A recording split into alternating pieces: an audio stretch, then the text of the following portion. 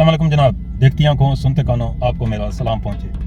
जनाब एक दफ़ा ऐसे हुआ ना कि एक खान पठान अफगान चला गया जनाब एक जगह पे। तो वहाँ पे बाहर लिखा हुआ था कि मसाज विद हैप्पी एंडिंग के साथ मसाज, कीमत 50 रुपये। अब खान साहब का दिल ललचाया तो खान ने जनाब क्या किया कि 50 रुपये दिए और अंदर चला गया। तो बंदे ने उसको चाबी दी और बोला कि जनाब यहाँ से आपने अंदर जाना है, दरवाज़ा खोलना है, साइड पे लेफ्ट साइड पे एक टेबल रखी होगी, वहाँ पे आपने चाबी रख के दरवाजे को बंद करके अंदर से लॉक कर देना है और जनाब आपने अंदर चले जाना है। खान ने ऐसे ही किया, अंदर गया तो जनाब एक दुबली पतली खूबसूरत सी लड़की खड़ी थी। तो राइट साइड पे लिखा था कि पकड़ी गई तो तुम्हारी। अब खान साहब ने कहा वाह भाई वाह खान साहब दौड़ पड़े जनाब। लड़की घूमी भागी दौड़ी, दौड़ के तो वो टेबल की तरफ गई, चाबी उठाई, लॉक खोला और बाहर निकल गई। तो खान साहब जनाब सर पकड़ के बैठ गए कि पैसे भी गए, मसाज भी नहीं हुआ, तो हैप्पी एंडिंग भी नहीं हुई। तो चला गया खान जनाब। दूसरी दफ़ा फिर आया, फिर वही लिखा हुआ था कि जनाब 50 रुपये में massage with happy ending Khan ने कहा भाई अब तो नहीं छोड़ेगा। खान दोबारा अंदर चला गया, 50 रुपये दिए। बंदे ने वही बोला कि भाई अंदर से ताला लगाना, लेफ्ट साइड पे टेबल रखी होगी, उस पर चाबी रखना और चाबी रख के तो अंदर चले जाना। लेकिन खान से आना था भाई, खान ने इस दफ़ा ऐसे नहीं किया। खान ने क्या किया जनाब, अंदर गया, ताला लगाया, चाबी जेब में डाली और अंदर चला गया। अंदर फिर वही लड़की, प्यारी खूबसूरत दुबली पतली मोटी मोटी आंखें, राइट साइड पे लिखा हुआ है जनाब कि पकड़ी गई तो तुम्हारी खान खुश खान ने नसवार डाली, हंसा और बोला कि हाँ खुश, अभी किधर जाएगा। लड़की जनाब फिर घूमी फिरी दौड़ी, चक्कर लगाया, दौड़ के टेबल की तरफ गई तो चाबी नहीं है। खान जनाब हंसा तो हंस के बोला कि हाँ मड़ा अभी किधर जाएगा। तो लड़की भी सियाणी, लड़की ने क्या किया कि जनाब खान को उल्टा करके लटाया कि खान साहब आप लेटो तो आपका मसाज में करती हूँ। खान की कमीज उतारी, साइड पे रख के तेल फेंका खान की बॉडी पे आहिस्ता से चाबी उसकी जेब से निकाली, दौड़ के ताला खोला और फिर बाहर।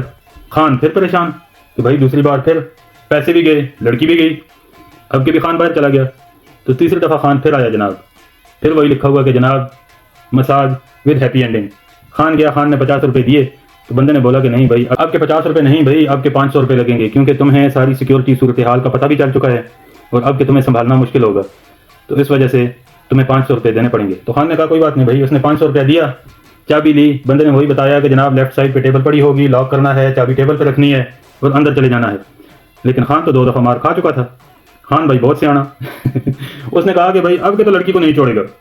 खान गया जनाब, उसने ताला लगाया, चाबी जेब में नहीं डाली, उसने चाबी जनाब दरवाजे के नीचे से बाहर फेंक दी। अब खान गया हंसता खेलता उछलता, नसवार डाली। खान ने जनाब बोला कि अब के किधर जाएगी। अंदर गया अंदर जनाब उन्होंने एक बड़ा काला हबशी किस्म का बॉडी बिल्डर बिठाया हुआ था, बगैर कपड़ों के, इतना बड़ा उसके हाथ में डंडा था और लेफ्ट साइड पे लिखा था जनाब कि पकड़े गए तो तुम्हारी खैर नहीं मसाज डंडे से होगा। तो जनाब खान परेशान, खान दौड़ पड़ा, घूमा फिरा, चीखा चिल्लाया, चक्कर लगाए, दौड़ा, दौड़ के दरवाजे की तरफ गया, मगर क्या करे, चाबी तो वो बाहर कहीं बैठा था तो जनाब बंदे ने पकड़ के उसको अच्छी तरह से लताड़ा। तो बिल्कुल वही बात हुई इस दफ़ा भी खान के साथ जनाब, अफगानिस्तान के साथ। खान ने बोला कि भाई हमने रशिया को भगाया, हमने अमेरिका को भगाया, अब के तो नहीं छोड़ेगा अब के तो हम चाबी जनाब बाहर फेंकेगा। मगर चाबी बाहर फेंकने वाला फार्मूला जो है वो भाई काम नहीं आया अब के पाकिस्तान था, अब के वो लड़की नहीं थी, गोरी नहीं थी, ब्लॉन्ड लड़की नहीं थी, अब के था पाकिस्तान जिसके हाथ में डंडा था। तो जनाब भैंस भी मारे, डंडा भी मारा, दौड़ाया भी, चक्कर भी लगवाए और आखिर में खान ने बोला कि भाई आपको बफर जोन बनाने की ज़रूरत भी नहीं है, हम जो है पेट्रोलिंग करेगा आपके साथ बंदों को पकड़ेगा। तो बात यह है भाई कि दहशतगर्दी तो पाकिस्तान में हो ही रही है, जंग तो 2007 से हो रही है। अब डिसाइड पाकिस्तान ने करना है कि जंग पाकिस्तान के अंदर करनी है तालिबान के साथ या अफगानिस्तान के अंदर। तो अफगानिस्तान वाली पॉलिसी जो थी वो बिल्कुल ठीक पॉलिसी थी और बिल्कुल ठीक पॉलिसी है। पीटीआई के कुछ लोग जनाब रोना रो रहे हैं, रंडी रोना खाम खा का, वो तो हर वो बात कर रहे हैं तो कि जनाब जनरल आसम मुनीर और गवर्नमेंट के खिलाफ जाती हो, रीज़न कोई हो या ना हो, उन्होंने वो बात करनी है। तो इस वजह से एक बार फिर बोलूँगा कि मेरे मामू कहा करते थे कि दुश्मन की या वो बंदा जो आपके अगेंस्ट बुग़्ज़ रखता है उसकी पहचान ये है कि जनाब वो आपको बोलेगा कि तुम जो हो ना, तुम बहुत अच्छे आदमी हो, बहुत ही ज़बरदस्त इंसान हो, लेकिन तुम्हारा अब्बा जो है ना वो ठीक नहीं है वो गलत बातें करता है। तुम जनाब बहुत ही प्यारे आदमी हो, लेकिन तुम्हारा चाचा जो है ना वो जनाब गालियाँ बड़ी देता है। यार तुम बिल्कुल ठीक हो, लेकिन तुम्हारा बड़ा भाई जो है ना वो गंदा आदमी है। तुम बिल्कुल ठीक हो, लेकिन तुम्हारा मामू जो है ना वो बहुत गलत इंसान है जनाब, घटिया इंसान है, कमीना आदमी है। ये बिल्कुल वैसे ही कर रहे हैं। मुल्क की मौजूदा सूरत हाल को भी नहीं देख रहे कि जनाब पाकिस्तान की अफगानिस्तान और इंडिया के साथ दोनों तरफ से वार का खतरा है। लेकिन इन्होंने ऐलान किया है कि जनाब हमने हुकूमत का तख्ता पलटना है। अगर बांग्लादेश में 3 लाख बंदे निकल कर तख्ता पलट सकते हैं तो हम क्यों नहीं पलट सकते। मतलब ये है कि अगर बाहर से लोग प्रेशर आ रहा है दोनों बॉर्डर से, तो हम भी अंदर से कुछ ना कुछ तो करें, प्रेशर तो पड़ेगा। مطلب تو یہی ہوا نا. بہرحال جی عقل والوں کے لیے اشارہ کافی کہ یہ لوگ کہتے ہیں کہ جناب پاکستان کی آرمی زندہ باد، وہ بہت اچھی ہیں لیکن ان کے آفیسر اچھے نہیں ہیں، ان کے جرنیل اچھے نہیں ہیں. جو غازی حافظ general field marshal Asim Munir صاحب ہے وہ ٹھیک بندہ نہیں ہے جناب. اس کے نیچے جتنے بھی آفیسرز ہیں جنرلز ہیں غلط ہیں. اگر ٹھیک ہے تو صرف ایک بندہ جو جیل میں بیٹھا ہے عمران خان وہ ٹھیک ہے، باقی سارے غلط ہیں. ساری گورنمنٹ غلط ہے، پاکستان کا میڈیا غلط ہے، پاکستان کی گورنمنٹ غلط ہے، پاکستان کی آرمی کے سارے پڑھے لکھے جرنیل آفیسرز غلط ہیں. تو ایسے نہیں ہوتا جناب. یہاں تک کہ ایک وہ ان کا بندہ انا گگو چشمے آج میں نے بھی پہن رکھے ہیں لیکن وہ بندہ جناب پہن کے نا بالکل انا گگو ہی لگ دے. وہ بولتا ہے جناب کہ مریم صاحبہ نے کیا کیا اور پھر اس کے ساتھ ایک کلپ لگاتا ہے کہ غداری تم بہت آگے جاؤ گے کیونکہ تم چاٹتے بہت اچھا ہو. اور یہ بات کس کے بارے میں کہہ رہا ہے جناب؟ پاکستان کی وزیر اعلیٰ مریم نواز کے بارے میں. ویسے تو اس سے گلے مریم نواز سے مجھے بھی بہت ہیں جناب کہ یہ بندے جب گورنمنٹ میں آتے ہیں تو یہ خود کو بادشاہ سمجھ لیتے ہیں. ہالینڈ میں 4 بچوں کے ساتھ حادثہ ہوا تو پوری پارلیمنٹ بیٹھ گئی. اس پہ بھی میں کبھی بات کروں گا. وہاں پہ کہتے ہیں جناب 250 سے 400 بندے مارے گئے. اور یار یہ کوئی انسانیت ہے؟ 400 بندوں کا خون. اسلام تو کہتا ہے کہ ایک بے گناہ کا قتل پوری انسانیت کا قتل. اور یہ جناب 400 بندے مار کے تو ابھی بھی وزیر اعلیٰ بیٹھی ہوئی ہے.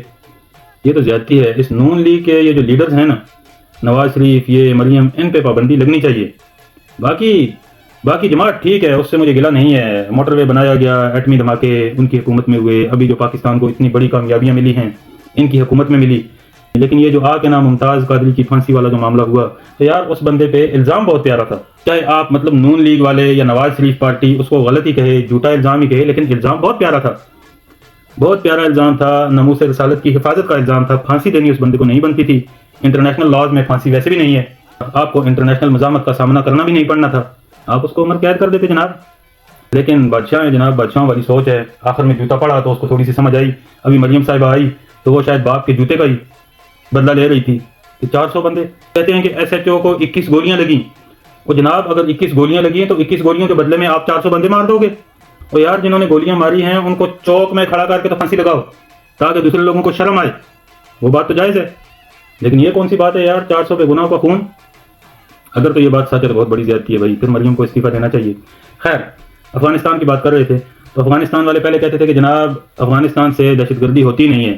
ابھی کہتے ہیں جناب کہ ہم روکیں گے. اس کا مطلب ہے کہ ابھی مان گئے ہیں کہ ہوتی ہے.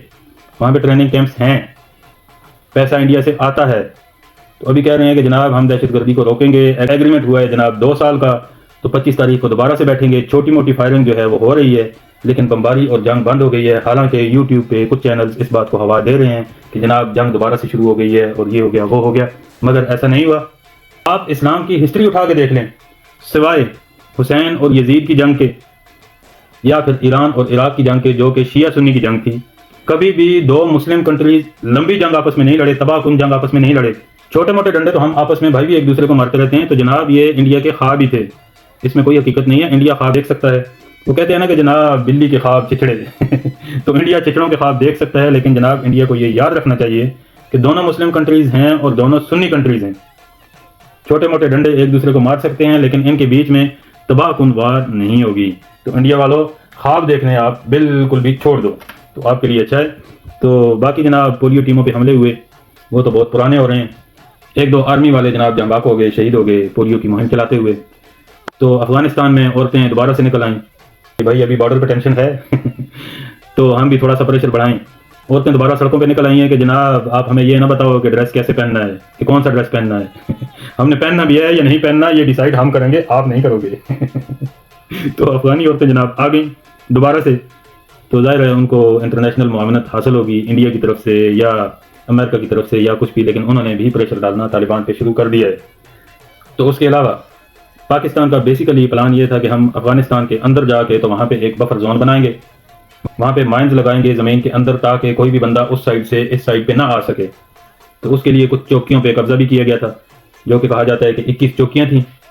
لیکن افغانستان نے قطر اور سعودیہ اور ترکی کی گارنٹی میں یہ وعدہ کیا ہے کہ جناب وہاں سے ابھی دہشت گرد نہیں آئیں گے، ابھی ہم خود وہاں پہ پیٹرولیم کریں گے، ابھی افغان طالبان وہاں پہ خود سیکیورٹی پیٹرول کریں گے. تو جناب طالبان نے اپنے بندے وہاں پہ لگا دیے ہیں بارڈر پہ. بفر زون والے مطالبے سے پاکستان پیچھے ہٹ گیا ہے. کچھ چوکیاں افغانستان کو واپس کر دی گئی ہیں اور کچھ کر دی جائیں گی. اس سلسلے میں دوبارہ سے ملاقات 25 تاریخ کو ترکی میں ہوگی. تو جناب جنگ تو پاکستان 2007 سے لڑ رہا ہے. اب پاکستان نے ڈیسائیڈ یہ کرنا تھا کہ یہ جنگ ٹیررزم کے اگینسٹ پاکستان کے اندر لڑنی ہے یا افغانستان کے اندر لڑنی ہے. تو پاکستان نے افغانستان کو یہی بتایا ہے کہ جناب دہشت گرد آپ کی طرف سے آتے ہیں، ساتھ میں پروف بھی دیے ہیں، ثبوت بھی دیے ہیں کہ اب اس کے بعد اگر دہشت گرد وہاں سے ادھر آئے تو ہم جنگ پاکستان میں نہیں لڑیں گے، ہم افغانستان میں جا کے تو دہشت گردوں کو وہاں پہ ماریں گے، ہم جنگ وہاں پہ لڑیں گے، آپ کی زمین پہ لڑیں گے. تو اس کے بعد تھوڑا سا ان کو سبق آیا جناب. خان کو تھوڑی سی سمجھ آئی کہ ہر دفعہ لڑکی کھڑی نہیں ہوتی. ایک اور بہترین خبر جو ہے وہ یہ ہے کہ پاکستان آرمی نے اپنا پہلا سیٹلائٹ بھی لانچ کر دیا ہے جناب. وہ کہتے تھے نا کہ انڈیا چاند پہ پہنچ گیا، انڈیا چاند پہ پہنچ گیا. اب سیٹلائٹ بھیجنے ہم نے بھی شروع کر دیے ہیں. پاکستان آرمی نے اپنا پہلا سیٹلائٹ خلا کی طرف روانہ کر دیا ہے. تو وہاں سے جناب تصویریں، امیجز، ویڈیوز سیٹلائٹ کی مدد سے لے کے تو وہاں سے بھی دہشت گردوں کو ٹارگٹ کیا جائے گا. تو انشاءاللہ ابھی دہشت گردوں پہ قابو پایا جائے گا. اور جناب دہشت گرد جو کہتے ہیں کہ ہم اسلامک لا لاتے ہیں یا ہم اسلامک قانون لے کے آتے ہیں، تو بھائی لے کے آؤ، آپ تبلیغ کرو، آپ بتاؤ پاکستان میں کوئی بھی بندہ اسلام یا اسلامک لاز کے یا اسلامک گورنمنٹ کے اگینسٹ نہیں ہے. لیکن آپ ٹرسٹ تو دو یار، آپ ٹرسٹ تو دو، اعتماد تو دو. آپ لوگوں کو اتنا اعتماد تو دو کہ بھائی ہم آپ کو ووٹ دیں گے تو ہمیں پیس ملے گا، ہمیں وہ حضرت عمر فاروق رضی اللہ تعالیٰ عنہ والا دور ملے گا کہ جس میں کہا کرتے تھے کہ شیر اور بکری اکٹھے پانی پیتے تھے. آپ ہمیں وہ ٹرسٹ تو دو. ہمیں تو خطرہ یہ ہوتا ہے کہ جناب ہم آپ کو ووٹ دیں گے تو پاکستان میں دہشت گردی شروع ہو جائے گی. سنتے ہیں ہم جا کے مولویوں کو ہیں، نمازیں اماموں کے پیچھے پڑھتے ہیں، اور جب ووٹ دینے کا ٹائم آتا ہے تو لوگ ووٹ کس کو دیتے ہیں؟ آئے گا عمران و میری جان. جلسوں میں جس کے گانے چل رہے ہوتے ہیں. یا پھر نواز لیگ آئی ہوتی ہے جناب، جنہوں نے آ کے تو مولویوں کو اور تبلیغیوں کو بیچاروں کو گولیاں مارنی ہوتی ہیں، بادشاہ سمجھنا ہوتا ہے اپنے آپ کو. اور یار آپ ایک ایسی منظم جماعت بناؤ جس پہ لوگ ٹرسٹ کر سکیں، جس کو ہم خوشی سے ووٹ دے سکیں. ہمیں بھی ووٹ دے کے فخر ہو کہ ہم نے ووٹ اسلام کے لیے اور اسلامک گورنمنٹ کے لیے دیا ہے. تو آپ اپنا نیریٹو چینج کرو. آپ بالکل اس دہشت گردی کو چھوڑ کے، بندوقوں کو چھوڑ کے آپ بات چیت پہ آؤ جناب. آپ تبلیغ پہ آؤ، آپ لوگوں کو سمجھاؤ، لوگوں کو بتاؤ. ہدایت اللہ کی طرف سے ہی ہے. ہم سب دعا کرتے ہیں کہ اللہ پاک سب کو ہدایت دے. شاید اللہ پاک کرے کہ کوئی اس طرح کی پارٹی آئے، کوئی اس طرح کی جماعت آئے جو سب کے لیے قابل قبول ہو، اور دو اسلامک کنٹریز امن کے ساتھ اور پیار محبت کے ساتھ رہیں. نہ تو بفر زون بنانے کی ضرورت پڑے، نہ ہی ہمیں بارڈر کھڑا کرنے کی ضرورت پڑے. خوشی سے جائیں اور آئیں، موج منائیں. طارق بن زیاد نے کہا تھا اسپین پہ قدم رکھتے ہوئے کہ یہ زمین اللہ کی زمین ہے، اور اللہ کا نائب ہوتے ہوئے جو اللہ کی زمین ہے وہ ہماری زمین ہے. آپ طارق بن زیاد کی بات پہ غور کریں کہ جناب یہ زمین اللہ کی زمین ہے، اور جو زمین اللہ کی زمین ہے وہ ہماری زمین ہے. ہم اللہ کے نائب ہیں، ہم مسلمان ہیں. تو ہمارے لیے نام افغانستان ہو یا پاکستان ہو کوئی فرق نہیں پڑتا. سب سے پہلے اسلام، سب سے پہلے ہمارا مذہب. فرقے، جماعتیں، کنٹریز پہچان کے لیے بنائے گئے ہیں. ہمیں یہ بات ذہن میں رکھنی چاہیے. آج کے لیے اتنا ہی جناب. چینل کو سبسکرائب کرنا نہ بھولیے گا. پھر انشاءاللہ بات چیت ہوگی. پاکستان زندہ باد. خدا حافظ. السلام علیکم. خدائے پامان.